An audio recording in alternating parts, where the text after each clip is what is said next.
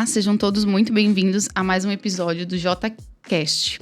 E se você é novo por aqui, nós somos o escritório Juque Catani, Sociedade de Advogados, e já nos segue nas redes sociais que tem muito conteúdo de qualidade. Eu sou a Ângela de Oliveira, secretária aqui no escritório, e estou aqui hoje com a missão de conduzir um bate-papo com nada mais, nada menos de que Maitê Guerra, mestranda da Univale, especialista em crimes digitais e é a pessoa que procuramos para falar sobre segurança nas redes sociais.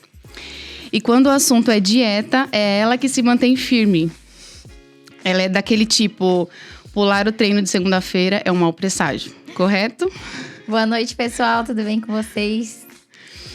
E Ana Lúcia Bittencourt, advogada, mestre em Gestão de Políticas Públicas e doutora em Desenvolvimento Regional, professora de Direito Processual Civil e Controle na Juque Catani Sociedade de Advogados.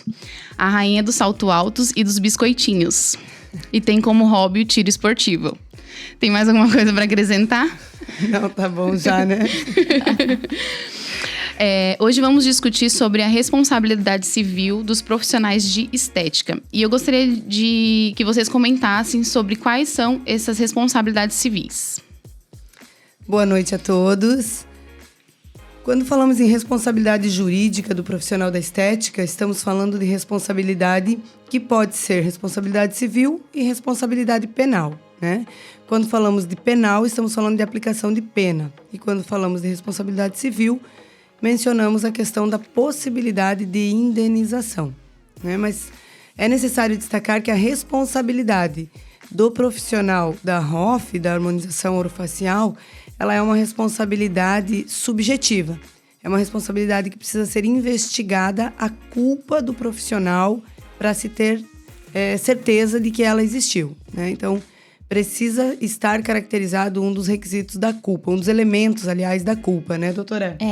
Eu acho que a gente tem discutido muito isso em juízo, principalmente, sobre a questão da responsabilidade objetiva e subjetiva, né? Quando a gente que defende mais os profissionais da área da saúde, a gente enfrenta muitos embates com pacientes.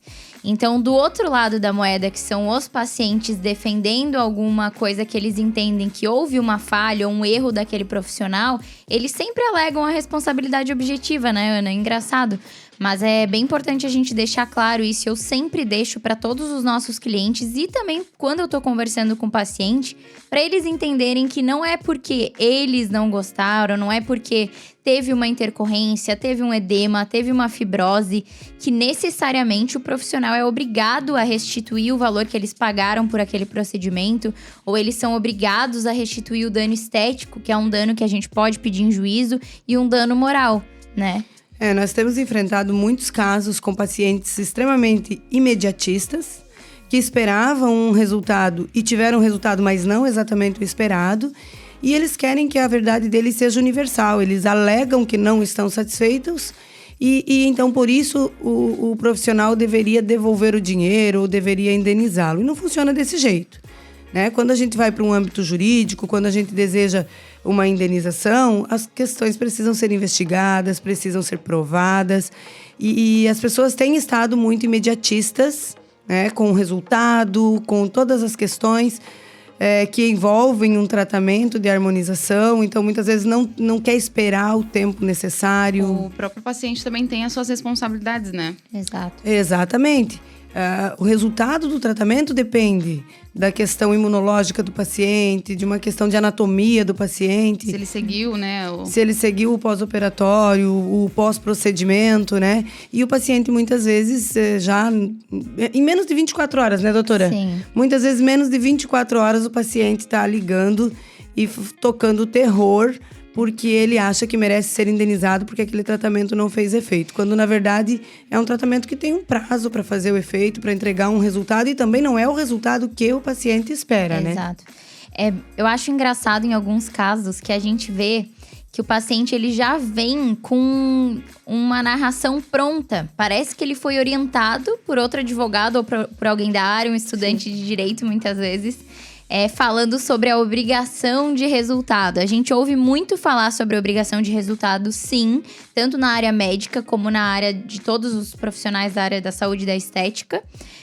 A obrigação de resultado, ela existe sim, quando a gente fala em estética e cirurgias plásticas também. Então, quando a gente busca um resultado estético e não uma intervenção de saúde, né? A gente sim espera um resultado satisfatório. Mas isso não significa que obrigatoriamente o profissional ele tenha que me entregar exatamente aquele resultado que eu quero.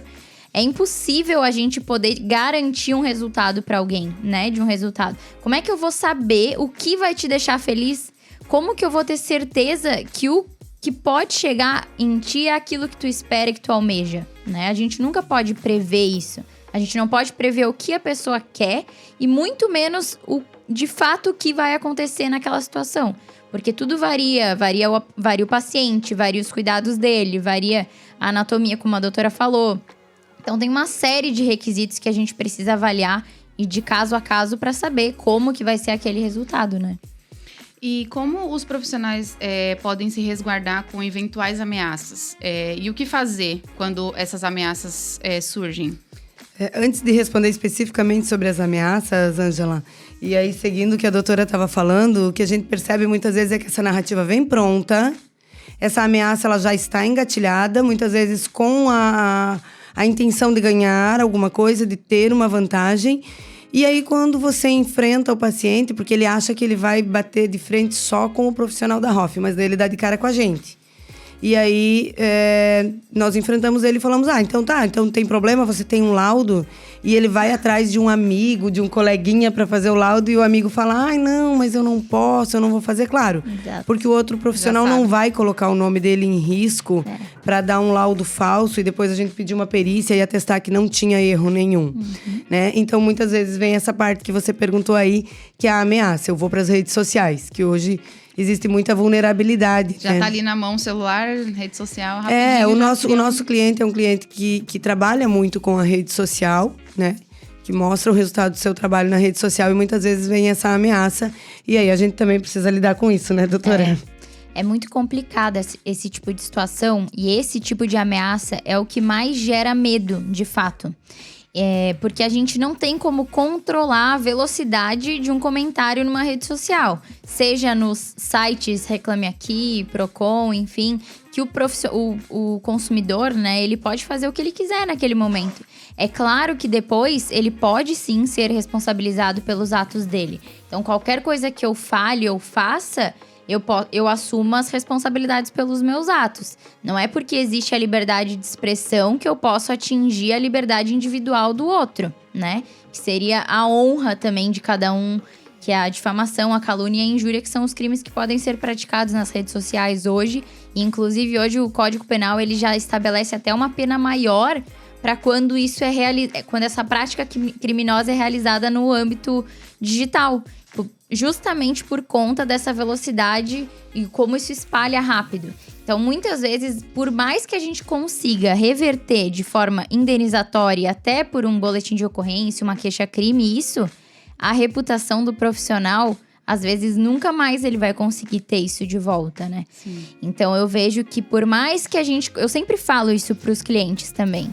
Por mais que a gente tome todos os atos depois que isso já aconteceu para te ressarcir desse prejuízo, às vezes a gente não vai conseguir. Então, a melhor coisa a se fazer é prevenir, né? Então, como que a gente previne que esse paciente se transforme de uma hora para outra numa pessoa muito feliz e satisfeita e em busca daquele profissional, daquela estética, daquele procedimento? Porque ele vem muito feliz, né?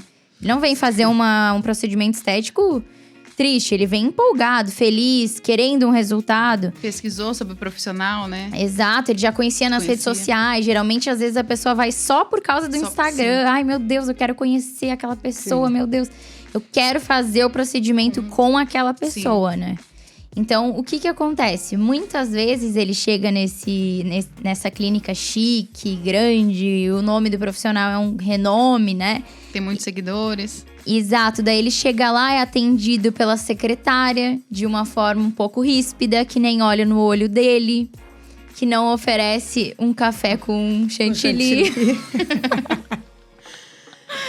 O ar-condicionado desligado. Exato. Então, tudo isso faz parte da experiência do cliente, né? O Guilherme, o Dr. Guilherme, que é o nosso CEO aí da Juki Catani, ele fala muito isso pra gente e pra todos os clientes, do quanto é importante a gente alinhar a expectativa primeiro de tudo, alinhar a expectativa desse paciente. Por quê? Porque aquilo que a gente deixa claro é uma expectativa mais baixa. Se a gente ultrapassa essa expectativa, ele não vai estar esperando. Então, ele vai ficar muito feliz, né? Exatamente.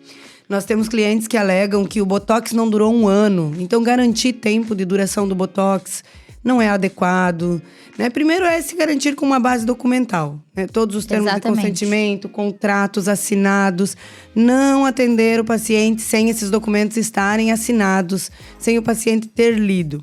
Efetuar uma anamnese bem detalhada, verificar eventuais olhares que o paciente tenha sobre si, né? Porque hoje nós vivemos num mundo de perfeição. Então, eu me olho num filtro do Instagram e eu quero aquela pele sem poros, né? Aquele nariz fininho, arrebitadinho, aquele iluminador, né? E aí, eu vou lá e procuro aquilo e digo pro profissional que eu quero aquele filtro no meu rosto. Só que isso não existe. Então, alinhar essa expectativa que a doutora Maitê falou é de extrema importância. Deixar bem claro que não tem um tempo de duração padrão para todas as pessoas, né? Nós tivemos uma reclamação esses dias que o Botox não durou 1 ano. Se tiver um Botox que dure 1 ano, eu quero que me indiquem, porque... Pois é. Uma que o Botox não durou 1 ano e a outra que o Botox não fez efeito em 24 horas. Exato, né? Exatamente, que não fez efeito em 24 horas. Mas esse é um... Desculpa te interromper, mas essas situações foram as situações que eu mesma falei pro cliente naquele momento, que provavelmente esse resultado, esse efeito catastrófico da relação entre eles, provavelmente foi causado por um corte de vínculo em outro momento. Então, identifica o que aconteceu com ele, qual que foi o estopim para ele ficar tão revoltado e estressado, né? Se foi o atendimento com a secretária, se foi porque você não atendeu ele direito na primeira consulta, não fez uma conversa legal, atendeu aquele paciente em 5 minutos só para cumprir a tua agenda, né? Então, tudo isso faz parte da experiência daquele paciente, o quanto ele vai levar aquilo pra vida dele. Porque assim, às vezes tu vai fazer um procedimento que não vai ficar tão maravilhoso assim, mas a experiência dele naquela clínica foi tão maravilhosa. Ele foi tão bem atendido, aquele profissional foi tão atencioso, mandou mensagem todos os dias depois do procedimento, antes do procedimento, postou a foto dele. Tudo isso faz diferença. Então, a gente precisa entender o comportamento humano pra gente também, além de fazer um bom trabalho ali, a técnica ser bem feita, todo o resto importa, né? Sim. Imagina que o paciente está ali na clínica ameaçando chamar a polícia, fazer boletim. O que vocês recomendam pro profissional fazer? A primeira coisa, liga pra Maitê e pra Ana.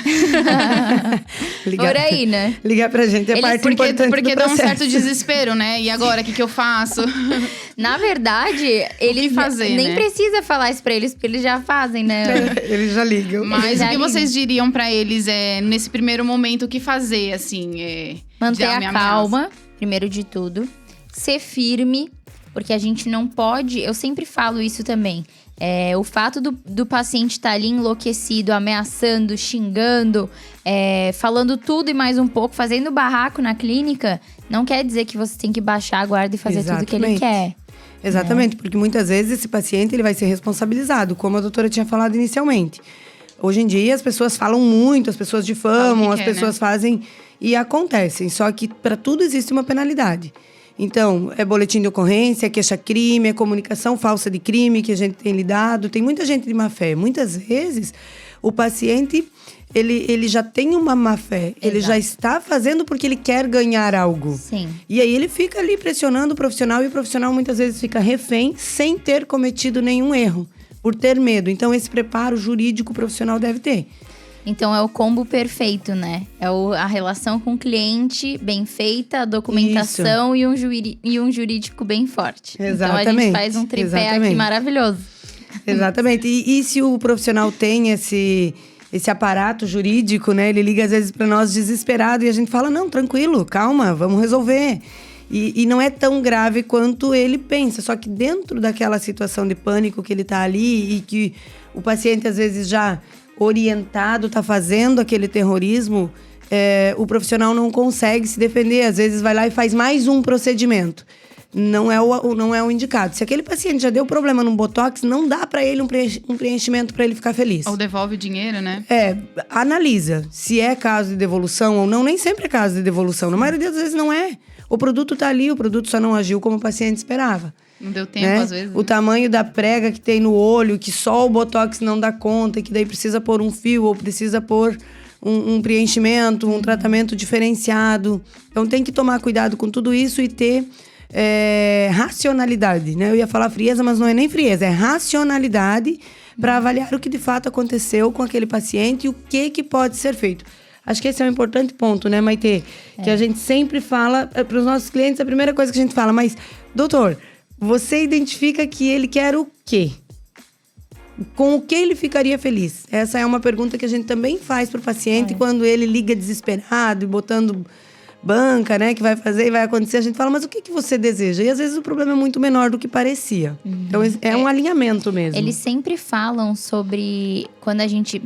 acontece algum problema que eles não gostaram do resultado ou uma intercorrência que aconteceu, o profissional sempre tem como resolver. Sim. 99% das vezes, ele não tem como prever que vai precisar de um retoque, que vai precisar de mais um pouco de produto, que vai precisar de outro procedimento. A harmonização facial, ela é uma arte, querendo ou não. E aos poucos, não tem como você fazer um plano de tratamento e seguir à risca aquele plano que nunca vai mudar no meio do caminho, ou que vai ser preciso fazer alguma coisa de diferente, implementar algum produto, algum procedimento ali.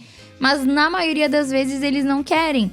Eles falam que, aconteceu esse problema, ou eu não gostei, então eu não quero voltar, eu não quero fazer. Então, a partir desse momento, o paciente está abandonando o tratamento, o contrato, e isso causa o que a gente chama de falência entre a relação do paciente e do profissional. O que caracteriza a culpa do paciente. Voltando lá para o tema da responsabilidade civil que a gente estava conversando. Que são causas que podem excluir a responsabilidade do profissional. A falta de cuidado do paciente, a falta de retorno. Pensando também agora num procedimento odontológico, um tratamento ortodôntico que leva, 1, 2, 3 anos. E o paciente tem que ir ali uma vez por mês fazer o reparo. E não vai e falta 1, 2, 3 vezes, é culpa dele que o procedimento não ficou muito bom.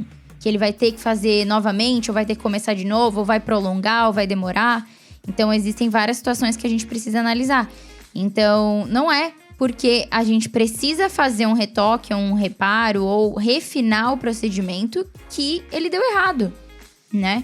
E que só por isso o paciente tem o direito de simplesmente não fazer com ele mais nada e abandonar. Ele até tem o direito de não fazer, mas isso não significa que tu vai ter o teu dinheiro de volta. E que existe uma responsabilidade civil ou penal do profissional que fez o procedimento, né?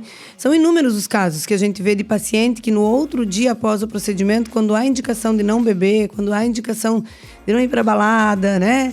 Quando há indicação de repouso, de uso de uma cinta, de uso de uma tala, e o paciente posta lá, meu médico vai me matar, o doutor fulano de tal vai me matar, mas que se dane, né? E o paciente posta que tá na balada, que tá ingerindo álcool, que tá descumprindo aquele pós-procedimento que deveria ser cumprido. Por isso que é tão importante a documentação, né, Ana? Exatamente, porque daí quando as coisas dão errado, ele tira totalmente a culpa dele, né? Ele tira totalmente a culpa do lado dele. É sempre o profissional que não foi bom o suficiente, quando na maioria das vezes não é isso.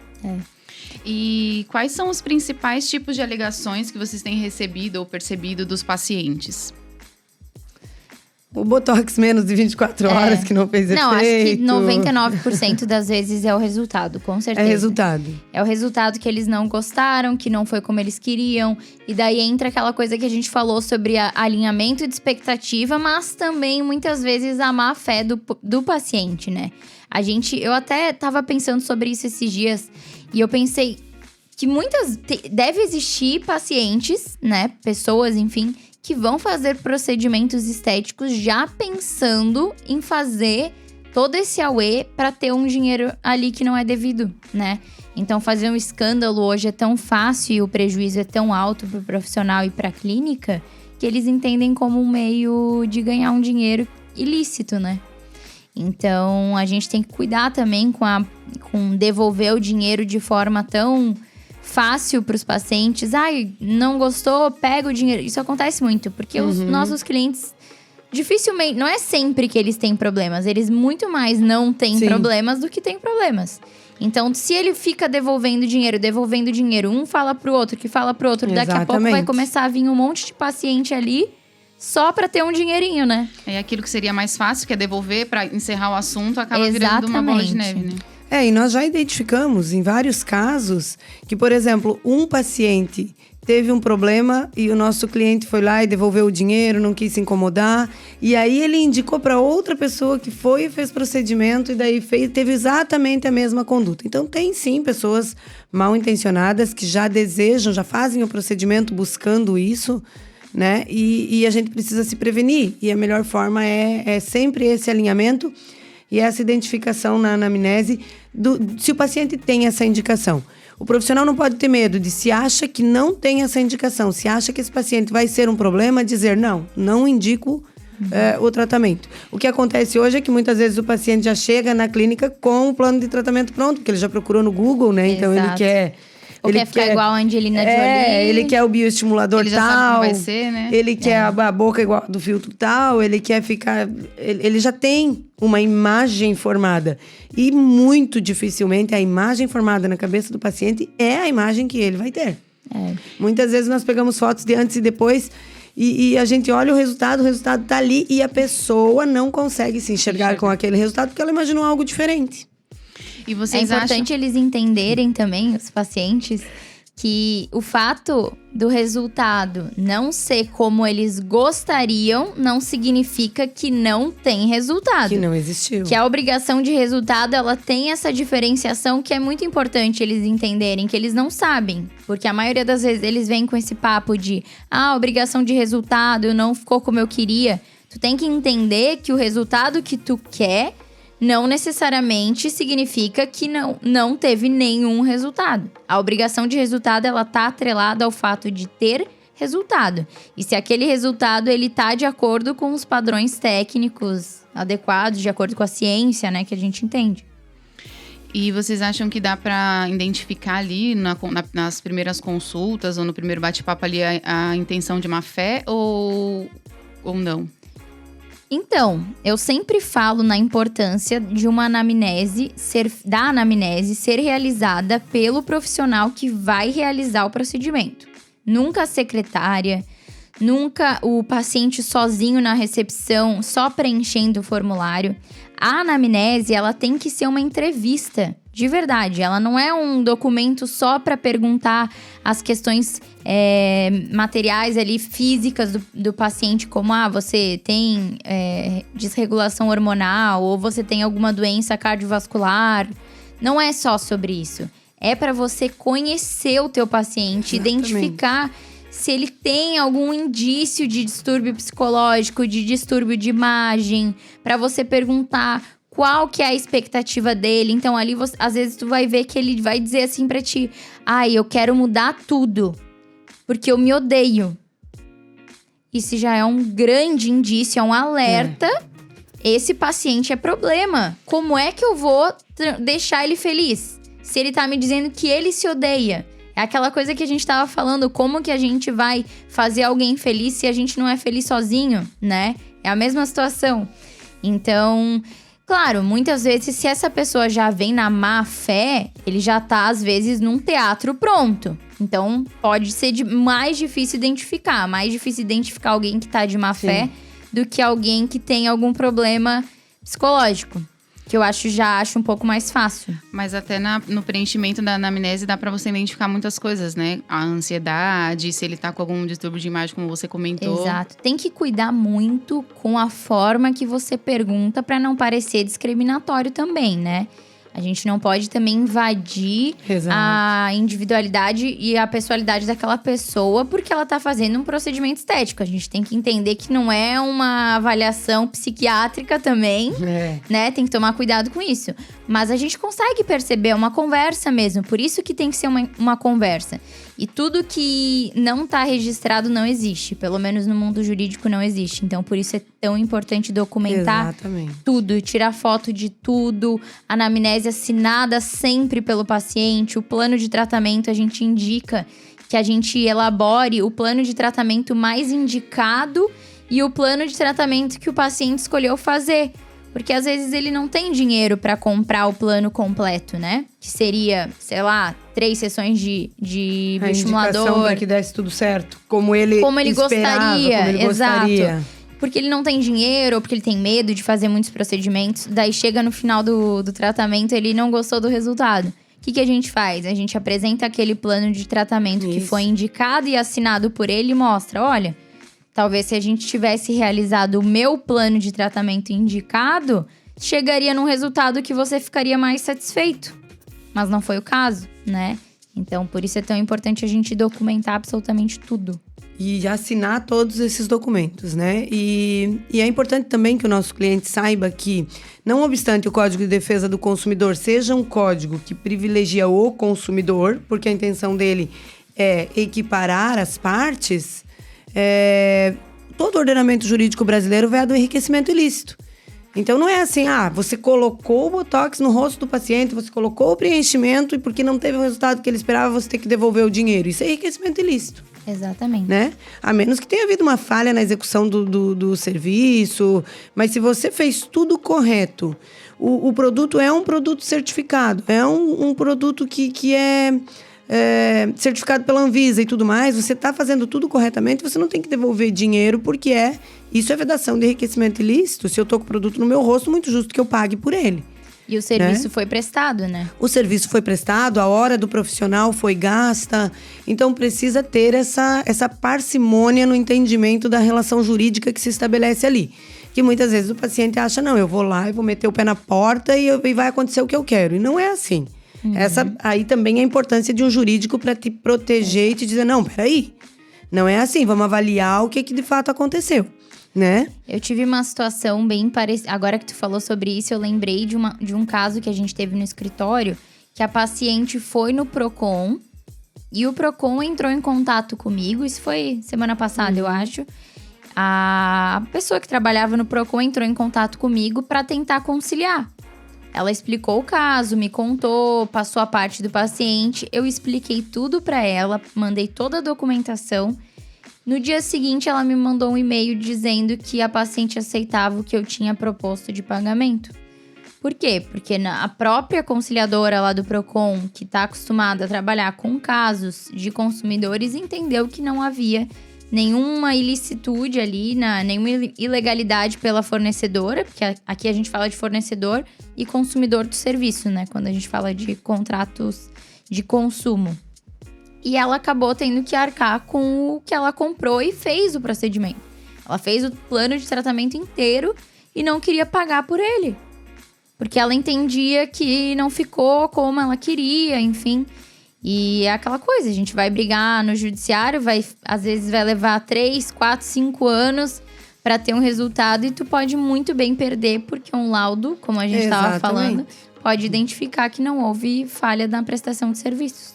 A gente premia, privilegia a resolução de conflitos fora do judiciário. Nós preferimos que se resolva fora do judiciário, até porque nós gostaríamos que todos os pacientes dos nossos clientes estivessem felizes, que eles fiquem felizes com os resultados que obtiveram e se de fato o nosso cliente cometeu alguma falha, que ele entenda isso, né? Tanto que a gente sempre pergunta, doutor, o que você acha que aconteceu nesse tratamento? Né, para que ele seja sincero e nos diga. Agora, não somos reféns do paciente. O judiciário está aí e a Constituição garante que nenhuma questão passe ao largo da apreciação do judiciário. Né? Injustamente, também não é legal que o nosso cliente, que o profissional, enfim, da ROF, fique devolvendo dinheiro, como a Maitê falou, e fique, às vezes, refém de um paciente que está alegando questões que não são reais. E ameaçando. Ameaças de difamação, ameaças terríveis, que às vezes o profissional fica desesperado, muitas vezes liga para nós desesperado, mas ele diz que vai para a mídia. Não é assim.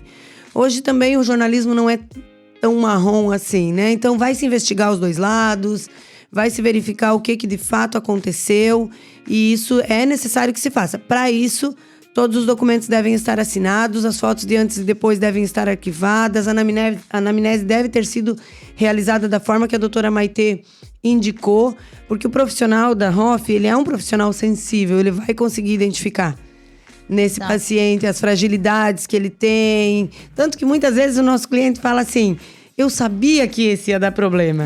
Exato. Por que não parou lá quando tu sabia, então, né? Exatamente. Às vezes ele faz... Nós tivemos 2 casos recentemente que o nosso cliente falou assim: mas entrou no consultório e falou que queria fazer o procedimento e comecei sem ele assinar os termos, depois foi embora, não assinou nem os termos. A semana passada um falou assim: eu não tenho como cobrar porque ela estava com pressa, não assinou o contrato e eu fiz o procedimento e agora não tenho como cobrar. Daí a gente vai resgatar o que pode provar que aconteceu, que esse procedimento aconteceu. A gente vai conseguir cobrar, mas de qualquer maneira não se faz procedimento assim, né? Tem que ter esse tempo, tem que deixar que assine os documentos. É melhor você perder esse tempo na assinatura dos documentos, na preparação com o paciente, você sentindo o paciente, do que perder tempo depois negociando algo que você muitas vezes não está errado e vai acabar querendo devolver para evitar problema. Às vezes o nosso cliente quer devolver, ele quer evitar o problema. Sim. E vai de encontro com o que a doutora Maitê falou com relação à experiência do cliente. Levar em consideração que o tempo que ele está ali na clínica não é um tempo perdido. Não dá para fazer um procedimento rápido para se livrar ou não. Mas fazer com que aquilo seja uma experiência. Então, que ele aproveite o tempo que está ali. Tanto nas questões de preenchimento de formulário, assinatura, até mesmo na parte do procedimento. Não dá para sair fazendo rápido, faz com segurança, né? Tem uma coisa que eu sempre falo também, quando eu vou apresentar os documentos, porque há muito tempo eu fazia o pacote de documentos do escritório, é porque eles perguntam sempre, mas por que, né, que a gente tem que ter tanto documento? Para que serve isso? Existe uma coisa chamada dever de informação, que todos os profissionais da saúde, eles obrigatoriamente precisam ter. Isso diz o conselho profissional deles e diz a lei também. Então, quando a gente não consegue comprovar que, de fato, o profissional informou aquele paciente de todos os riscos que ele estava correndo para fazer aquele procedimento que ele está fazendo, a gente tem uma falha no dever de informação. Isso caracteriza o quê? Responsabilidade civil. Então, a partir disso, independente da técnica ter sido feita corretamente, é uma falha do profissional, que daí a gente enseja a responsabilidade com base na falha na prestação de serviços, que gera dever de indenização. Inclusive, a questão da informação é uma das vulnerabilidades. O Código de Defesa do Consumidor, ele traz algumas esferas de vulnerabilidade e a vulnerabilidade informacional é uma delas. O paciente não entende nada de procedimento. Então, na hora da realização daquele procedimento, ou antes, na avaliação, é o momento em que o profissional precisa deixar claro para ele todos os riscos. E todo procedimento tem risco. Exato. Né? Uns mais graves, outros menos graves, as possibilidades, mas todo procedimento tem um risco. É importante que tenha ali no termo até o risco mais improvável possível. Tem que estar ali, por mais que possa assustar um pouquinho o paciente, mas a gente precisa estar ali. Claro, não existe uma obrigação que esse termo seja escrito e formal. Sim. Mas, se ele não está escrito e formal, como é que a gente vai provar em juízo depois que esse dever de informação foi cumprido? E aí cabe uma outra colocação também no processo judicial, que quando a gente fala em relação de consumo, o ônus da prova, na maioria das vezes, cabe ao fornecedor do serviço. Então, é nós que vamos ter que provar que aquilo ali não foi da forma que o paciente está alegando que foi. Então, ele está dizendo que não foi... eu não sabia que podia dar fibrose. Você sabia porque você assinou o termo de consentimento. Se não tem um termo de consentimento assinado, eu vou só falar e não vou provar. Exatamente. E aí fica complicadíssima a defesa nesses casos. Uhum. Porque a gente não tem... normalmente no direito quem alega prova, mas quando a gente está falando de relação de consumo, é bem provável que o juiz faça a inversão desse ônus da prova. E aí é o profissional, o nosso cliente, que vai ter que fazer essa comprovação. E como que ele vai fazer a comprovação de algo que ele fez somente verbal para o paciente, né? E aí a gente fica numa encruzilhada bem difícil mesmo. Teve casos já de o cliente ia aplicar um produto e dar necrose no paciente e ele não tinha termo assinado. E aí, como que a gente vai fazer a comprovação de que aquela pessoa que recebeu o tratamento, ela tinha certeza dos riscos que poderiam ocorrer? Isso é complicadíssimo, né? Então, recapitulando referente à responsabilidade civil dos profissionais da estética. Não somente eles têm responsabilidades, mas os pacientes também. Exatamente. Com relação a evitar possíveis ameaças ou estar ali no momento da ameaça, seriam os pacotes de documento, experiência do cliente, toda a passagem do paciente ali no consultório e ligar para vocês se precisar. E entender que até mesmo não somente não levar em consideração todas as ameaças, né? Principalmente em redes sociais, que hoje em dia redes sociais e internet não é uma terra sem lei, né? Exatamente. O tratamento estético normalmente é um tratamento que ele não é extremamente necessário, ele não é uma necessidade absoluta. Na maioria das vezes ele é supérfluo, é uma coisa que a gente faz para melhorar a imagem. Então, se você vai numa clínica e faz uma coisa que você não tinha que gastar aquele dinheiro, mas você resolveu por prazer gastar aquele dinheiro. E aí dá alguma coisa errada, você é maltratado, você não tem o resultado que você esperava, a pessoa fica extremamente ferida, né? Então, isso é bem importante levar em consideração. E essa questão da ameaça, Ângela, não é evitar, porque muitas vezes você tem pessoas que você não pode prever o comportamento, mas enfrentar de uma forma madura, de uma forma serena e sem demonstrar medo do paciente, medo dessas ameaças, é muito importante. Fazer o processo de prevenção ali, né? Tá respaldado não somente com as técnicas bem feitas, que no caso seria de se esperado, né? Executar uma boa técnica, mas tá ali... É o mínimo, né? Está respaldado com questões de documentação e de toda a experiência do paciente na própria clínica.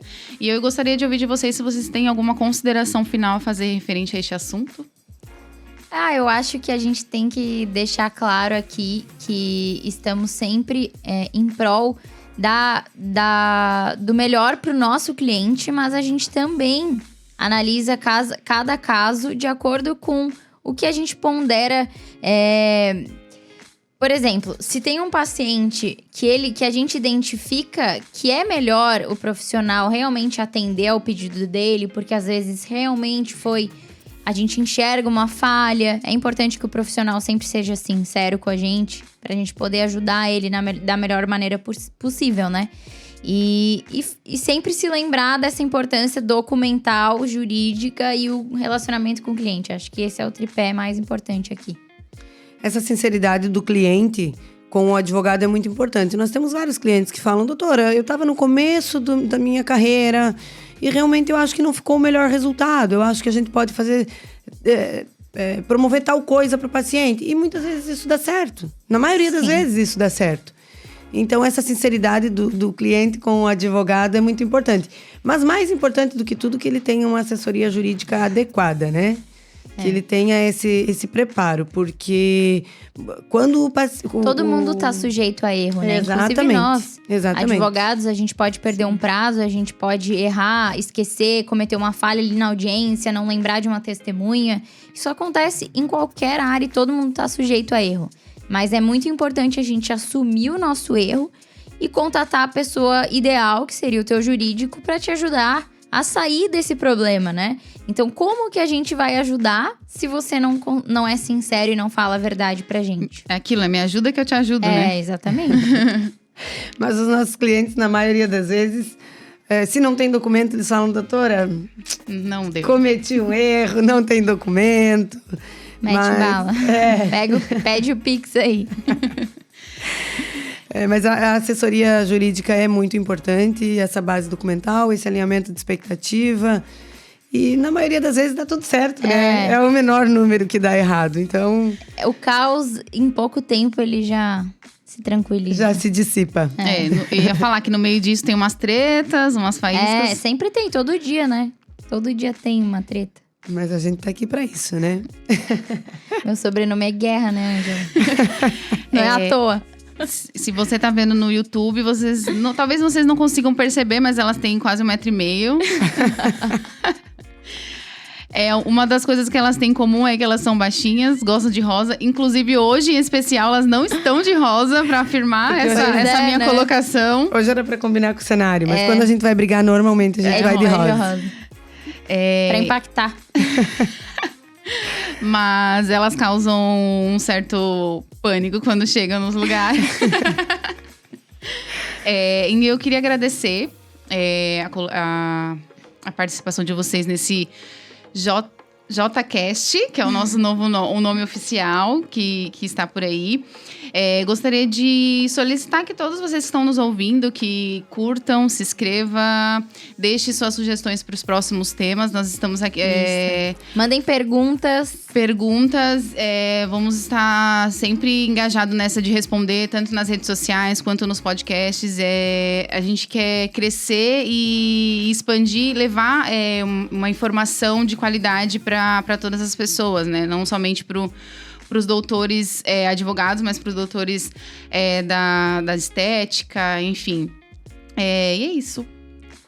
Valeu, pessoal. Boa noite para vocês. Boa tchau, noite. tchau. Obrigada a todos. Tchau, tchau. Tchau.